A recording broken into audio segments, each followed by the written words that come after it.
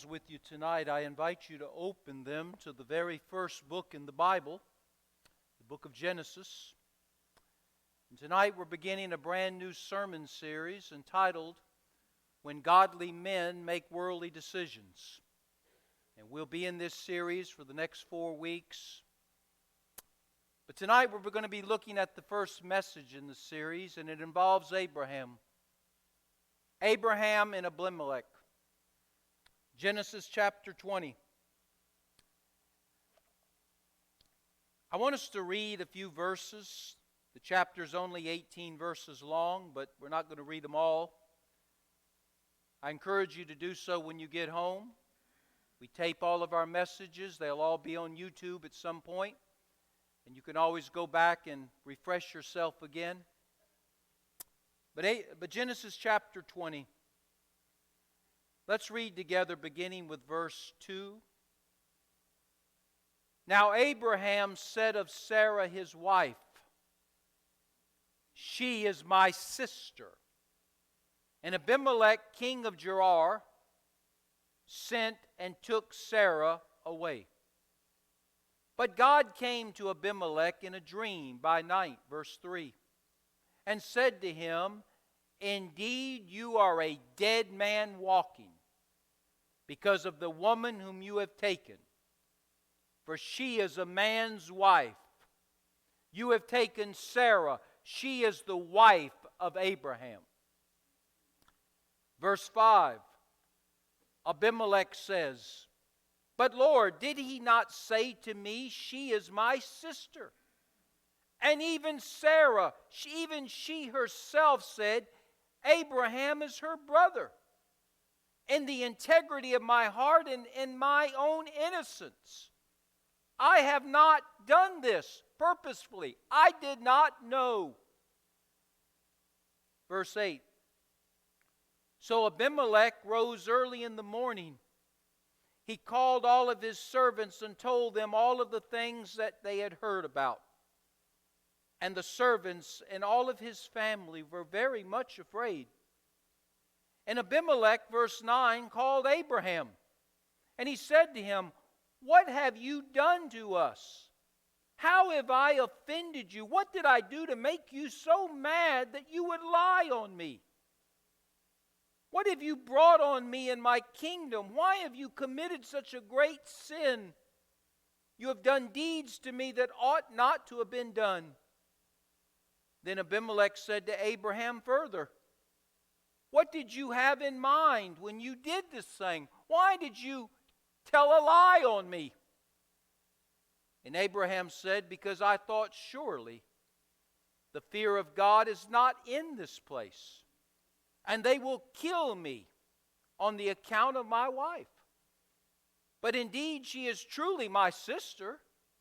She is the daughter of my father, but not the daughter of my mother. And she became my wife."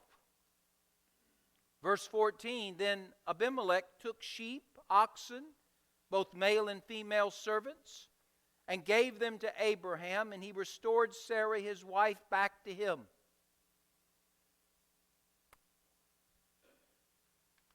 That's our story. Let me tell you another story. The story is told of a man who secured 5,000 signatures on a petition in just a week's time. And the signatures on the petition were all about banning from their town that they lived in a substance called dihydrogen monoxide. He said it was a major component in acid rain. It was an environmental pollution, and we must do something about it. He also said it is found in every tumor that is cancerous. If you dissect that tumor, you will find in it dihydrogen monoxide. So it's not only an environmental pollution, it's a medical hazard. Do you know what dihydrogen monoxide is? 5,000 people put their name on a petition saying we don't want it in our town. It's the result of acid rain. It's the result of cancerous tumors. But you know what it is? It's water. Do you know that water is the main substance in acid rain? In fact, water is the main substance in any kind of rain, right? Do you know that water is found in all tumors? In fact, water is found in every cell in the body. So it shouldn't surprise us if you dissect a tumor, you're going to find water. You'll find water everywhere in the body. Most of our bodies are water. What's the point of this story? Pay attention. Truth can be presented in such a way as to mislead people, confuse people, and deceive people for the wrong reasons out of personal fear. Let me say that again. Truth can be presented in such a way as to mislead people, to confuse people, to deceive people for the wrong purposes, the wrong reasons that might be coming out of a personal fear. In Genesis 20, Abraham tells the truth to King Abimelech, but he presents it in such a way that it's a lie. And in doing so, he almost causes King Abimelech to sin. He almost causes his wife Sarah to sin. He almost causes a curse to be placed on King Abimelech's family and his kingdom.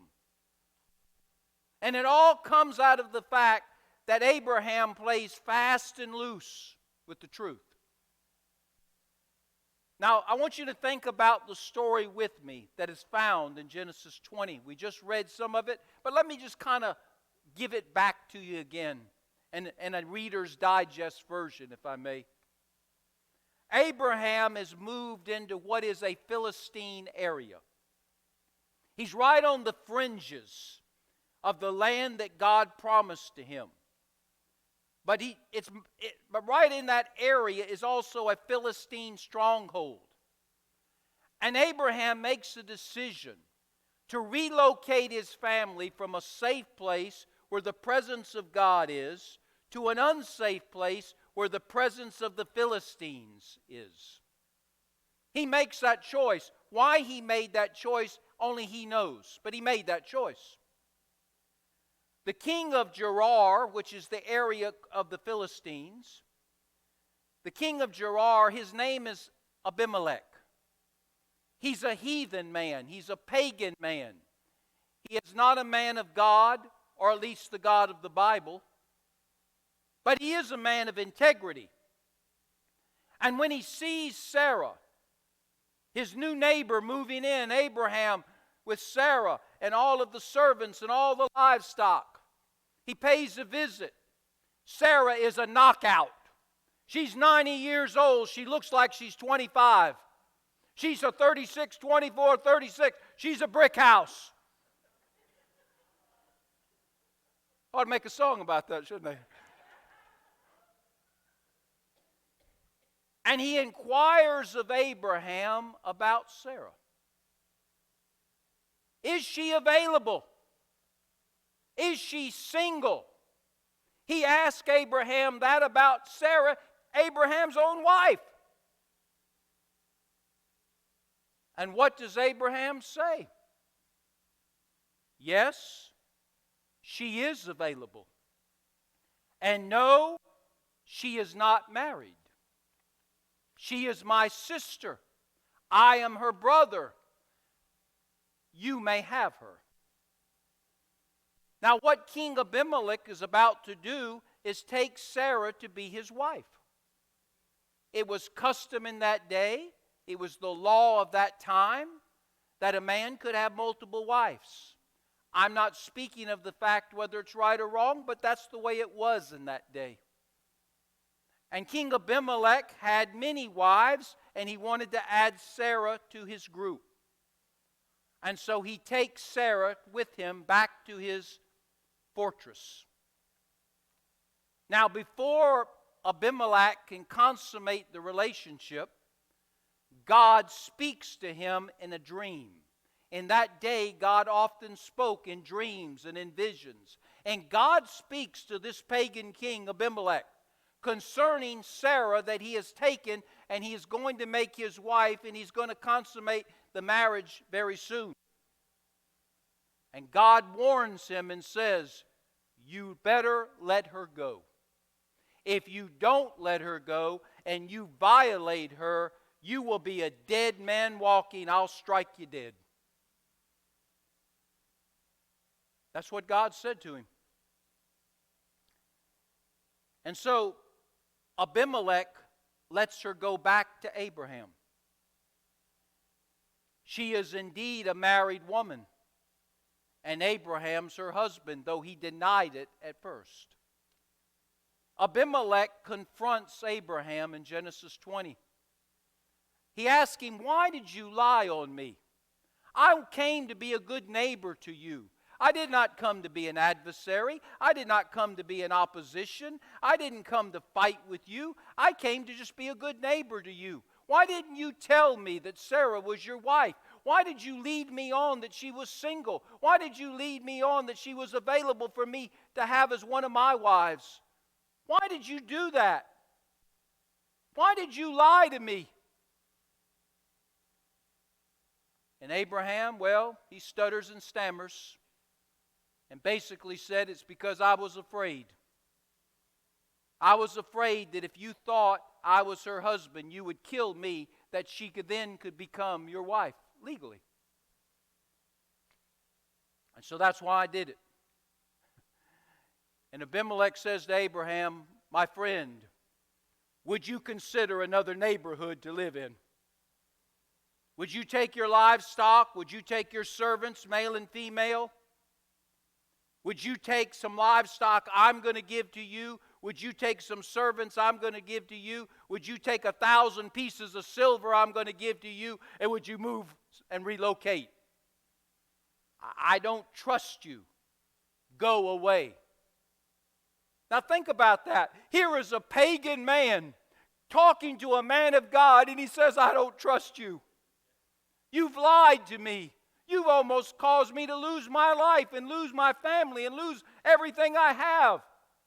Your God was going to come after me. I wonder how Abraham felt, knowing that he had sinned against God. He had endangered his wife. He had ruined his testimony. He had damaged his ministry. He had lost his witness. You see, sin will always cost you something. And it cost Abraham plenty. But that's the story of Genesis 20. Now, behind every story, there's truth that God wants to communicate to you and me. And we're now going to look at that truth. Truth number one, as we're looking at a godly man who has made some worldly decisions. Truth number one is Abraham. Do you know who Abraham is? He's considered one of the greatest men of faith found in the Bible.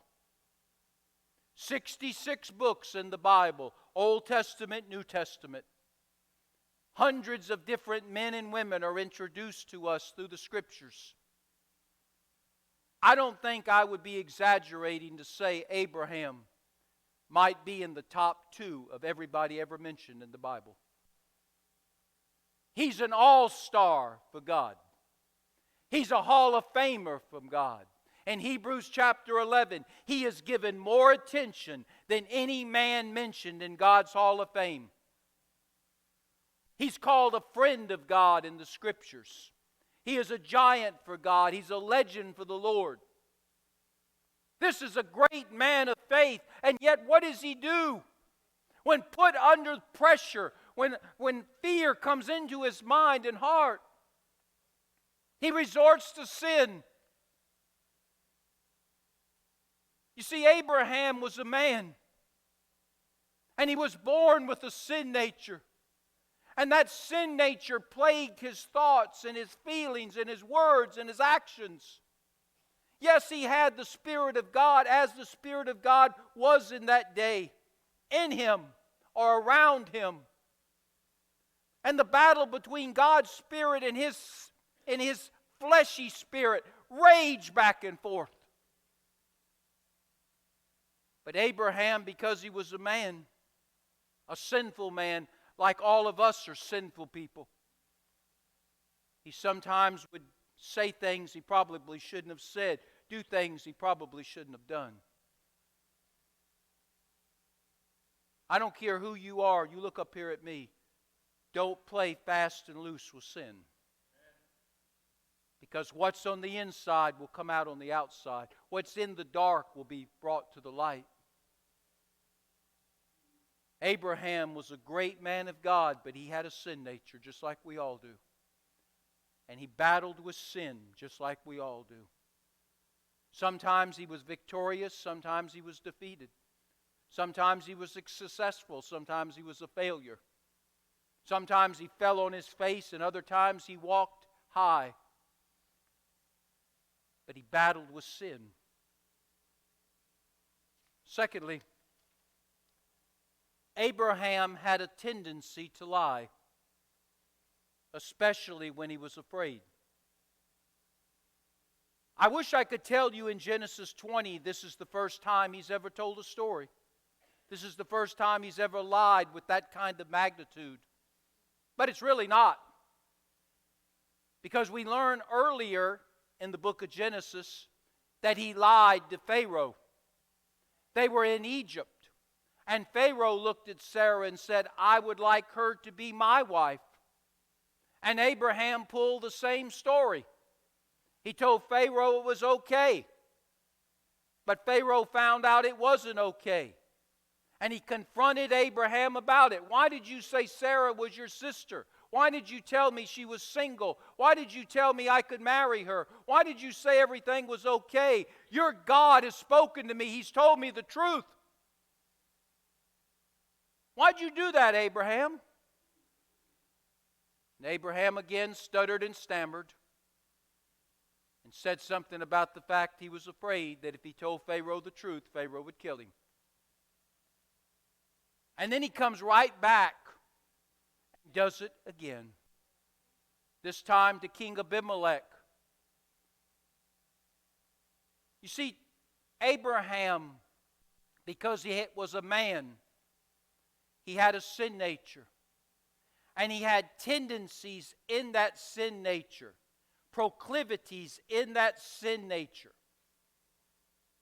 that caused him to fall. As we talked about last week with the sin of homosexuality. But it's true of all sin. All of us are sinners. We all have a sin nature. We all have weaknesses. We all have proclivities. We all have tendencies. We all have them for particular sins. What bothers me may not bother you. What bothers you may not bother me. What bothers you over here may not bother this side. What this side is struggling with, you may not have a problem with. But we all have our kryptonite. You may say, I'm a Superman or I'm a Supergirl. You might be, but there's some kryptonite out there. And that kryptonite is that sin that you're particularly weak in. And that exposes your wickedness quicker than anything else. And Abraham's was lying. Or let me say this, half-truths. That sounds better, don't it? Half-truth's really a whole lie. But Abraham struggled with the truth. And for the second time, he has said something that was true, but it was misleading. It was confusing. It was deceptive. It was a half-truth or a whole lie. And he did it because he was afraid. Fear can drive us to places we'd never go. Fear can cause us to do things we would never ordinarily do. And Abraham's fear came out of his lack of faith. Wait a minute, Pastor. You just said Abraham was a great man of faith, possibly one of the top 2 men in the entire Bible of faith. He's in Heaven's Hall of Fame, Hebrews 11, where everybody has talked about their faith, their faith, their faith. And yet you're saying that Abraham lied, had a tendency to lie, a proclivity to lie, to confuse, to mislead, to deceive, because he lacked faith. You got it. He lacked faith. You know what the opposite of faith is? Fear, anxiety, worry, doubt, panic, confusion, sin. Faith says God can. Fear says God can't. Faith says God will. Fear says God won't. Faith says God will provide. Fear says God will not provide. I've got to do it myself. Faith says God will protect. Fear says God's not going to protect me. I've got to take matters into my own hands. So Abraham, a great man of faith, he battled with fear. That fear then caused him to lie, which he already had a tendency to do anyway. Thirdly, Abraham's sin kept reappearing because he never fully repented of it. He had already did this once. You would think once had learned him a lesson. But he repeated it again. And maybe he lied in other situations and circumstances. The Bible just doesn't tell every little thing. But the first time he did this with Pharaoh in Egypt, and he got caught, and he got reprimanded and scolded, you would think he would have learned, but he really didn't. You know why? Because he never thought when he first started lying that lying was wrong. He didn't think it was wrong. He glossed over his lies. He excused his lies. He minimized his lies. He explained away his lies. He justified his lies. He covered his lies. He never saw that lying is a sin. A sin against others, a sin against himself, and folks, a sin against God. All sin is against God. And all sin is against ourselves and others as well as God. And he never saw it in the beginning as being a sin that is debilitating and devilish and destructive. He never saw it that way. How do we know? Because he kept doing it for a while. Until you see a certain behavior sin, you'll never stop sinning. Until you see gossip is not sharing information, it's tearing somebody down. You'll never stop being a gossip. As long as you can justify it. We're just giving prayer requests. No, you're not. You're telling stories about people. And using it under the guise of prayer request. Until you see that stealing's wrong, you won't stop stealing. It's just small stuff. It's just pencils and paper. It's just erasers. It's just this, it's just that. Small stuff. This is a big company. They'll never miss it. They throw all this stuff away anyway. Nobody's going to know. Nobody's going to care. Nobody misses it. I deserve it. I've been here a long time. I'm valuable. I'll take it. An addict. Why don't addicts ever get free of their addictions? Because they never see the addictions or sin. They see nothing wrong with drinking alcohol. Yes, they got a problem getting drunk, but they don't see that when you take the first drink, you're leading yourself to the path of addiction. If you never drink alcohol, you'll never be a drunkard. You'll never have an addiction. If you never view pornography, you'll never have addiction to it. If you never take narcotics, you'll never have an addiction to them. But as long as you justify drinking, as long as you justify pornography, as long as you justify addictions, drug addictions, you'll never be cured from them because you don't see there anything wrong with them. You don't like the consequences, but you don't see anything wrong with the act. And Abraham, when he began lying, he just didn't see lying as a sin. He just didn't. He didn't want to see it. Fourthly, men and women who are great for God didn't usually start out that way. They grew into it.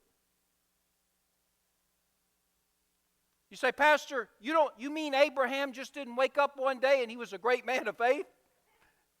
That's exactly what I'm saying. Abraham grew into his faith. David grew into his faith. Moses grew into his faith. Peter and Paul grew into their faith.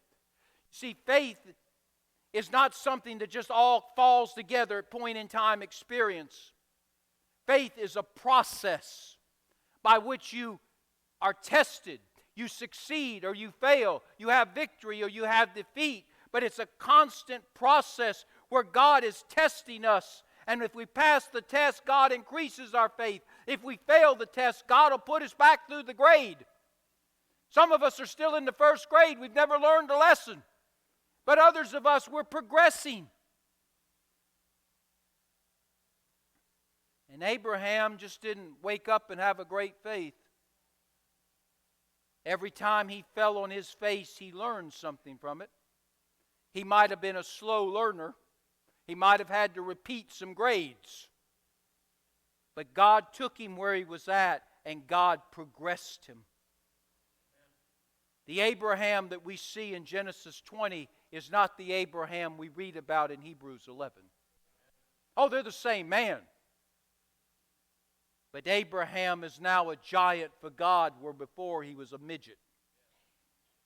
He's now one of the greatest men of God this world has ever seen, where before he was a shameful failure.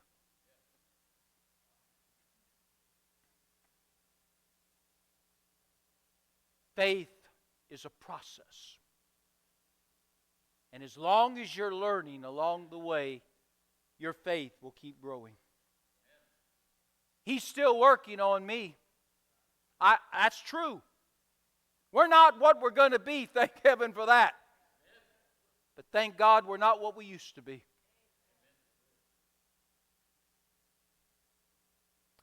And then, fifthly, God forgave Abraham, restored him back to a fresh start. You've heard me say many times, our God is a God of a second chance, a God of a fresh start. And He gives those fresh starts and those second chances 10,000 times. Abraham, God forgave him of his sin. Pastor, how many times will God forgive us for our sin? However many times we sin. I'm not justifying sin at all. And I'm not encouraging you to test God's grace and mercy, because one day you might find out that His grace and mercy is no longer patient with you anymore. But God is a God of long suffering. He is a God of patience. He puts up with me far longer than I would put up with me. And don't you grin, He puts up with you too. Far more than you should be put up with. But He's a God of forgiveness. If we confess our sin, He is faithful and just to forgive us of that sin, cleanse us of all iniquity. When Abraham finally clicked on the switch and said, my lying is a sin. It's not a deficiency. It's not a weakness. It's not an accident. It's not a coincidence. My lying is a sin against God. It will destroy me if I don't do something with it. And so he took his sin right there.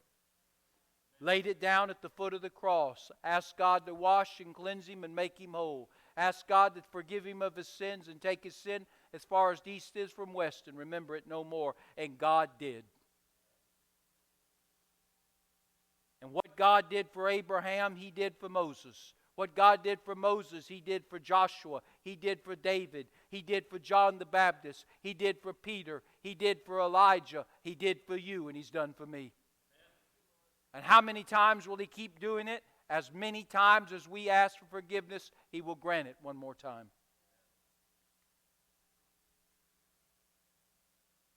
So Abraham indeed was a godly man. He made worldly decisions, but he learned from it. When we make mistakes and sin, may we learn from it. We'll never stop being sinners down here, but we can stop sinning as much. And we can make sure that we're conquering the sins that we constantly keep doing by giving them to Jesus every day. Remember, God is faithful. God is faithful. God can be trusted. Do you remember that? Because remember what drove Abraham to lie? He was afraid. And when you don't believe what God says, or you don't believe who God is, fear creeps in. And you then sin to try to do what God will do for you if you let Him. But you try to do it yourself.